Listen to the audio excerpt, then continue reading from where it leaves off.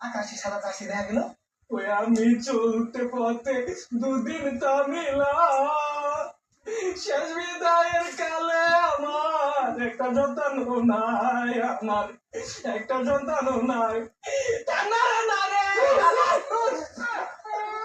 ছেলে আমার মস্ত বড় মস্ত খেলোয়াড়, বাবা এখন বাদ পড়েছে, সাপোর্ট করে না। বুঝলা পয়সা বুঝা হইছা সাপোর্ট করবো ব্রাজিলের সন্ত্রাস বাহিনী ঘরে বাড়িতে হামলা শুরু হচ্ছে, সাপোর্ট করবো বিদায় লয়ে যাইতে বাবা।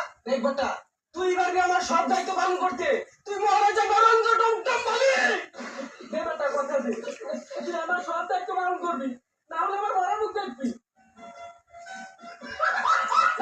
না। দেখ না, এত বড় কসম তুমি দিতে পারো না।